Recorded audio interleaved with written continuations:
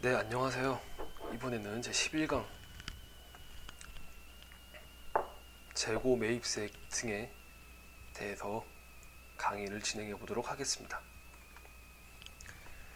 자, 우리는 벌써 여기까지 왔고요. 자, 강의해 볼게요. 자, 정신이 없네, 얘들이. 정신 차려. 자, 44조.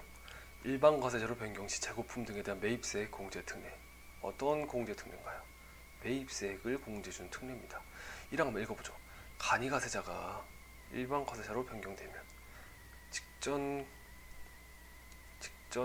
연도에 1학년 공급 대가 4,800만 원 이상이 되어서 다음에 7월 1일부터 일반 과세자로 변경이 되게 되면 변경 당시 재거품 건설 중 자산 및 감가상각 자산 대통령령으로 정하는 바에 따라 계산한 금액을 매입세액으로 공제를 할 수 있다. 공제를 해주는 특례입니다. 다른 것들을 이제 대통령령으로 정한다고 하니까 대통령령을 한번 보고 지나가도록 할게요.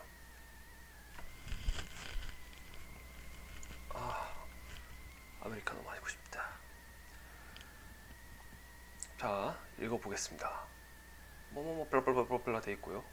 대하여 일반 과세 전환 시에 재고품 등 신고서를 작성하여 변경된 날 직전 과세 기간에 대한 신고서와 함께 각 납세지 관할 세무서장에 신고하여야 한다. 어떤 의미냐면은 이런 의미죠. 직전 연도 1학년 과세 기간 1학년에 공급 대가 4,800만 원 이상이 되어서 그 다음 연도 이제 7월 1일부터 일반 과세자에 관한 규정을 적용받게 됩니다. 그러면은 일반 과세 전환 시 재고 신고서를 작성하여 변경된 날 직전 6월 30일 변경된 날 직전 6월 30일은 아니었고 변경되는 날 직전 과세기간에 대한 신고와 함께 신고를 언제 할까요? 자, 과세기간 종료일로부터 25일 7월 25일 날 신고하면서 재고품 등 블라블라블라 신고서를 제출해야 한답니다. 그렇고요. 자, 재고품이 어떤 게 있냐 볼게요. 상품, 제품, 재료, 건설 중인 자산, 감가상각 자산. 이거 세 개 섞어서 이걸 세 개를 통틀어서 재고품이라고 하고요. 재고품 등 건설 중인 자산과 감가상각 자산이 있습니다. 자, 아래로 내리고 이게 중요한데요. 제1항에 따른 재고품 등 금액은 장부 또는 세금 계산서에 의해 확인되는 해당 재고품 등의 취득가액, 부가가치세를 포함한 취득가액으로 합니다. 간이가세자는 매입세액을 그러니까 매입세액을 전액 공제받지 않기 때문에 그냥 부가가치세 포함한 금액으로 합니다. 다음에 따라 블라블라블라 돼 있고 한번 계산을 한번 해보도록 할게요. 일단은 이게 뭔지 기본적으로 설명을 한번 드리고 시작하는 게 좋을 것 같아요.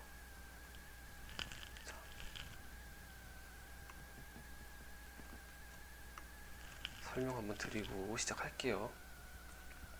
일단 간이과세자가 있고요. 간이 과세자. 글씨 색깔 마음에 안 들어.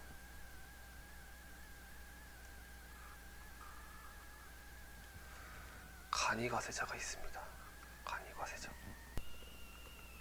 간이과세자가 있어요. 간이과세자가 있고 일반 과세자가 있죠.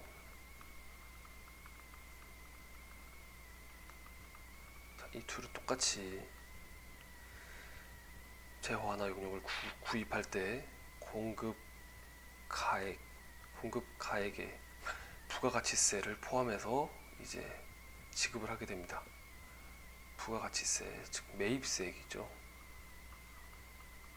매입세액을 지급을 하는데 사업자로부터 이제 뭐 재화나 용역 공급받을 때 간이과세자는 매입세액 곱하기 해당 업종의 부가가치율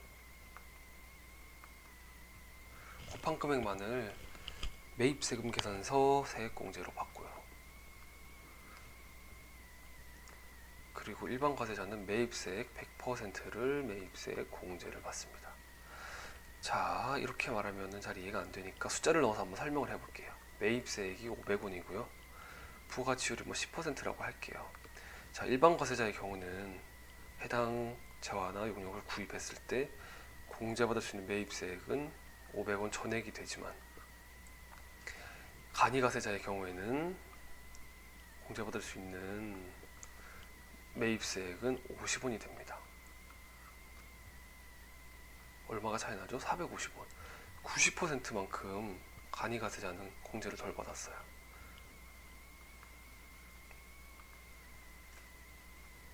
똑같이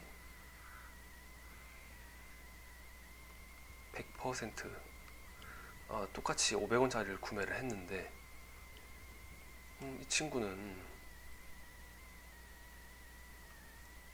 여기 10%밖에 공제를 못 받고 이 친구는 100%밖에 공제를 받았네요.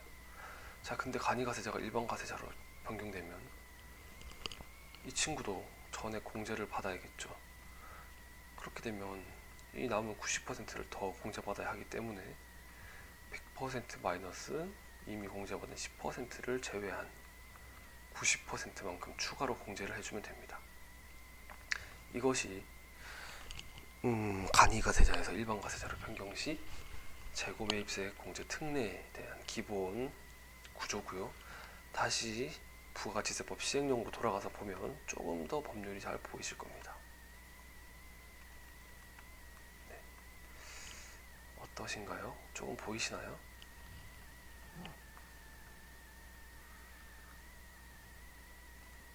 자, 여기 보이는 재고 금액은 부가가치세를 포함한 금액으로 한다고 아까 전에 저기 적혀 있었죠. 그렇기 때문에 부가가치세액을 발라내기 위해서 110분의 10 재고 금액에 부가가치세가 들어있어요. 이걸 잘라내기, 여기가 110, 이게 10이고요, 여기가 100입니다. 그렇기 때문에 여기를 뚝 잘라내려면 110분의 10을 곱해야 하고, 자, 1 마이너스 이미 공제받은 부가가치율을 제외한 이만큼을 곱해서 매입세 공제를 추가적으로 행해 주시면 되겠습니다. 자, 두 번째 똑같고요. 다만 여기서 다른 점은 부가가치세액이 포함된 그 취득가액을 기준으로 하는 것이 아니라 재고 매입세액, 해당 건설 중 자산과 관련된 공제 대상 매입세액에다가 곧바로 곱해줍니다. 1 마이너스 부가가치율만큼. 그 점이 좀 다르고요. 아래쪽으로 내려오시면 이거 많이 보셨겠지만 한 번 더 얘기해 드리자면, 이 감가상각 자산 등에 대해서 뭔가 적용할 때는 감가상각을 고려해 주어야 합니다. 이미 감가상각이 되어 있죠. 얼마나 되어 있냐면은 감가상각률에 상각률에 경과된 가세기간 수를 곱한 만큼이 상각이 이미 되어 있습니다. 그리고 여기 취득가액은 아까 보았듯이 부가가치세액이 포함되어 있기 때문에 110분의 10을 곱해서 부가가치세액을 발라내주고 1 마이너스 부가가치율을 곱함으로써 일반 가세자에 비해서 공제를 덜 받았던 비율만큼 곱해주어서 공제를 해주면 일반 과세자 공제받은 금액과 똑같이 되겠습니다. 그런데 사업자가 직접 제작 또는 건설, 신축한 자산에 대해서는 취득가액에서 이렇게 부가가치세액을 발라낼 필요가 없이 해당 자산의 건설 또는 신축과 관련된 공제 대상 매입세액에서 바로 그냥 감가상각을 고려해주고 부가가치율을 고려해주면 되겠습니다. 어려울 게 전혀 없고요. 자, 조금 주의해야 될 거는 구분에 따른 부가가치율이란 일반 과세자로 변경되기 직전일, 그러니까 일반 과세자 변경이 되죠. 변경 7월 1일부터 변경되기 직전일 가장 최신 부가가치율을 적용합니다. 왜냐면 이때는 간이가세자가 아니기 때문에 간이가세자 이제 적용할 수가 없고 이때 율을 적용합니다. 최신의 율을. 다만 감가상각 자산의 경우에는 취득 당시 공제받았던 부가가치율만큼을 빼는 것이므로 취득일이 속하는 과세기간에 해당 업종 부가가치율을 말하고 재고품 같은 경우는 워낙 빈번하게 샀다 팔았다 하기 때문에 가장 최근에 구입한 것으로 보아도 무방합니다. 그렇기 때문에 가장 최근의 것으로 합니다. 근데 최근의 것으로 안 하면 언제 걸로 할지 정하기도 굉장히 어렵고요.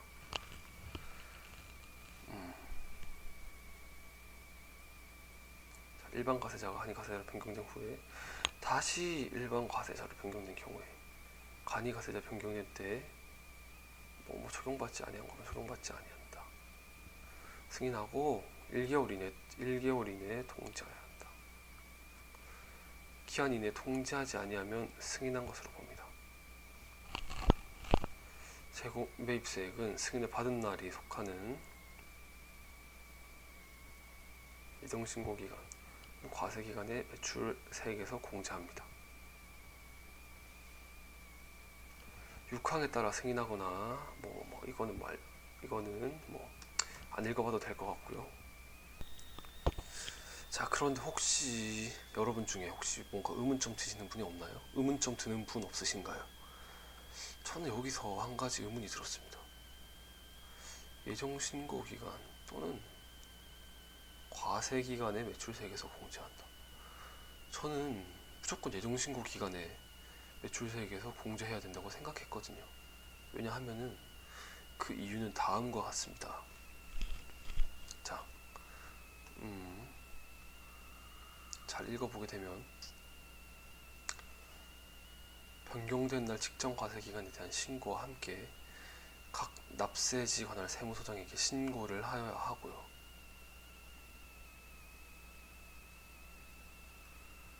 신고를 받은 세무서장은 1항에 따른 신고기한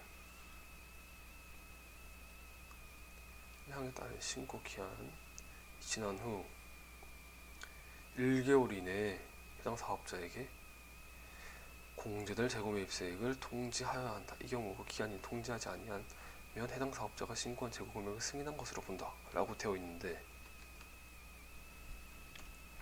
자,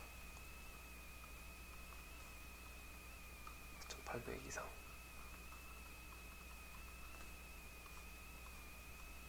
까지 간이고요. 간이 여기서 일반 과세자로 변경이 됩니다. 7월 1일이고 7월 1일. 자, 그러면 신고와 함께 이 확정 신고와 함께 제출해야 합니다. 7월 25일 제출하죠.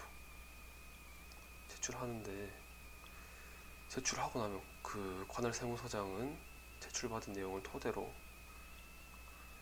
1개월 이내에 결과를 통지해야 하고, 통지하지 않으면 승인한 것으로 보죠. 1개월 8월 25일입니다.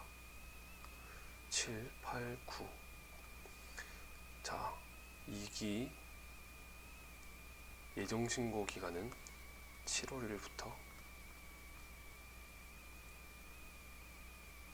9월 30일까지고요.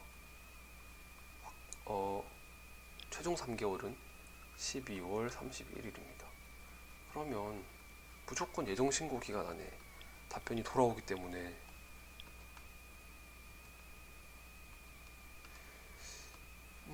예정신고 기간에 매출세액에서 공제하여야 할 텐데 과세기간에 매출세액에서 공제한다. 저는 이 부분에 의문이 들어서 판례를 찾아보았더니 이 신고 기한이 지난 후에 재고 매입세액 신고를 해도 이 판례에서는 이것을 인정을 하더라고요. 그렇기 때문에 만약에 한 신고 기한이 지난 후 한 10월쯤에 신고를 했나 봅니다. 10월 10일. 그러면은 신고 받은 날로부터 다음 달까지 통지해야 되니까 11월 10일. 그렇게 되면 이때 통지를 받았고 2기의 과세기간 세액에서 공제할 수 있나 봅니다. 1월 25일에 같이 이렇게 포함해서 신고하면서 공제를 받을 수 있다는 요지의 판례가 있더라고요. 판례가. 그래서 저는 이 부분에 대한 내용을 조금 그렇게 정리를 했습니다. 혹시 뭐 다른 의견이 있으신 분은 댓글 남겨주시면 감사하겠습니다. 자, 그러면 또 여기까지 알아봤고, 제45조 대손세액의 공제 특례까지 알아보고 이번 강의 마치도록 하겠습니다. 그 내용이 상당히 방대하고 내용이 쉽지 않아. 그렇기 때문에 조금 집중을 해야 되고요. 그렇기 때문에 제가 콜라 한 입만 좀 마시고 하겠습니다.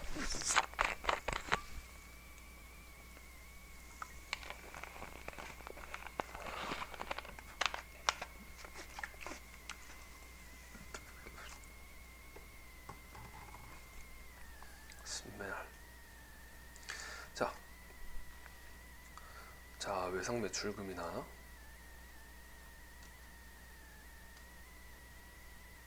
밖에 매출 채권, 부가치세 포함한 상태죠. 전부 일부가 뭐 어떤 사유로 회수할 수 없어.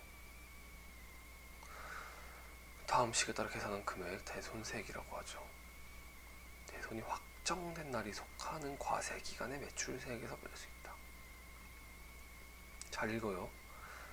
대손이 확정된 날이 속하는 과세 기간의 매출세액에서 뺄 수 있다. 다만 그 사업자가 대손되어 회수할 수 없는 금액, 대손 금액입니다. 위에 있는 대손 세액과는 달라요. 대손 세액이고 대손 금액입니다. 전부 또는 일부를 회수한 경우에는 회수한 대손 금액에 관련된 대손 세액, 회수한 날이 속하는 과세 기간의 매출 세액에 더한다. 자, 대손 세액은 대손 금액 곱하기 110분의 10. 대손 금액에 포함되어 있는 이 부가가치세입니다. 매출 채권이 부서졌어요. 가지고 있는 게 있었는데 매출 채권이 부러져서 못 받았어요. 자, 그러면 그 매출 채권은 대손 금액이고요. 매출 채권에 포함된 부가가치세액이 대손 세액이 됩니다. 자, 조금 더 읽어볼게요. 1항은 사업자가 신고와 함께 대통령령으로 정하는 바에 따라 대손 금액이 발생한 사실 증명서류 제출. 49조가 뭐냐면은 확정신고. 이거 아주 포인트네. 이 대손세액 공제는 예정신고는 해주지 않아요. 약간 이런 느낌이지. 대손이 예정됐을 때는 신고하지 말고 대손이 확정됐을 때 해라. 이건 약간 좀 웃기려고 한 건데 살짝. 근데 확정됐을 때 그때 빼준다. 무슨 말인지 아시겠죠? 그리고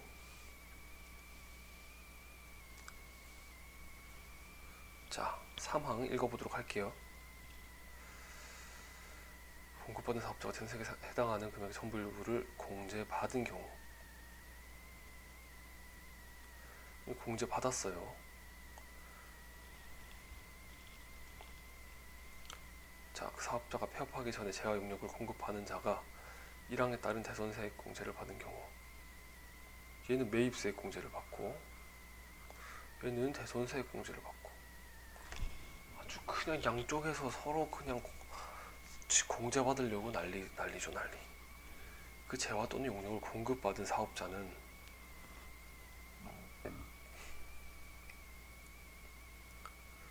관련 대손세액에 해당하는 금액을 대손이 확정된 날이 속하는 과세기간에 자신의 매입세액에서 뺀다.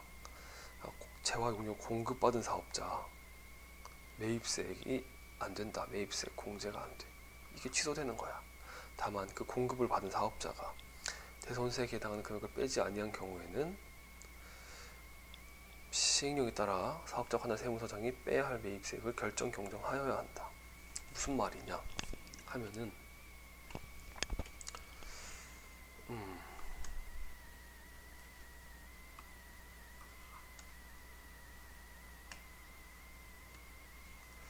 자, 공급자가 있어요. 공급받는 자가 있어. 세금계산서를 발급했는데 이 세금계산서가 매입세 가지고 공제를 받았어.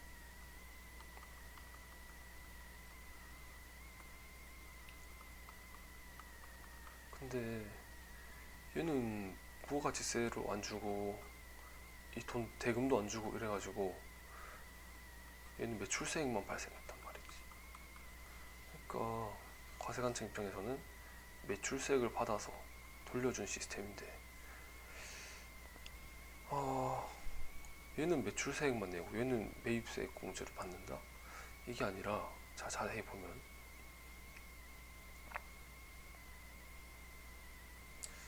매입세액으로 공제받았는데 그 사업자가 폐업하기 전에 공급하는 자가 대손세액 공제를 받았다. 얘가 폐업은 안 했어. 근데 얘도 대손이 나가지고 대손세액 공제를 받았어. 어떻게 된 겁니까? 여기는 플러스 마이너스 제로인데 여기는 뭐 나갔어. 손해야, 손해. 손해가 됐다 이 말입니다. 그 제가 던 용역을 공급받은 사업자는 관련 대손세액에 해당하는 금액을 대손이 확정된 날이 속하는 과세기간의 자신의 매입세액에서 뺀다. 그러니까 대손이 확정됐어. 대손. 그러면은 매입세액에서 빼기 위해서 매입세액에서 빼서 마이너스 그러니까 플러스 다시 납부를 시킨다 이런 말입니다. 다만 그 공급을 받은 사업자가 여기서 B라고 할게요. 공급받은 자 A가 공급한 자고 공급을 받은 사업자가 대손세액에 해당하는 금액을 빼지 아니한 경우 이거 안 빼면 사업자 관할 세무서장이 빼야 할 매입세액을 결정 또는 경정하여야 한다. 이거 결정 경정으로 강제로 빼야 된다 이 말입니다. 자, 그리고 사항 제3항에 따라 매입세액에서 대손세액에 해당하는 금액을 뺀 해당 사업자가 대손금액의 전부 또는 일부를 변제한 경우에는 시행령이 정하는 바에 따라 변제한 대손금액 관련 대손세액에 해당하는 금액을 변제한 날에 속하는 과세기간 매입세액에 더한다. 무슨 말이냐? 그러니까 돈을 안 줘가지고 대손이 났잖아. 돈을 안 줘서.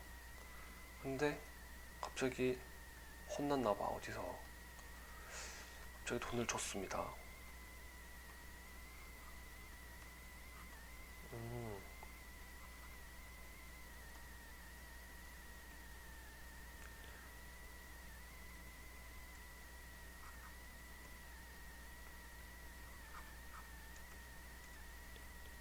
돈을 줬어요. 돈을 주고 뭐 절반 줬어. 절반 50%. 그러면은 어떻게 됐느냐? 변제한 경우 변제한 대손금액 관련된 대손세액에 해당하는 금액을 매입세액에 더한다. 자, 얘는 대손이 아니니까 대손이 못 받는 건데 받았잖아.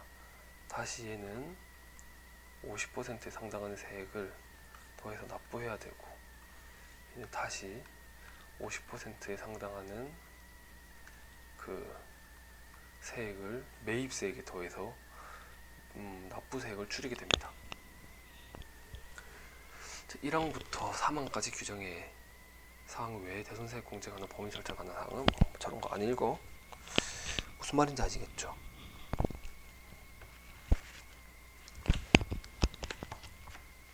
자, 여기까지 해서 제4장 3절 납부세액 등에 대한 강의를 마치고 쉬었다가 제4장이 이제 마지막 절이죠. 마지막 절인 세액 공제 관련된 내용 강의하도록 하겠습니다. 감사합니다.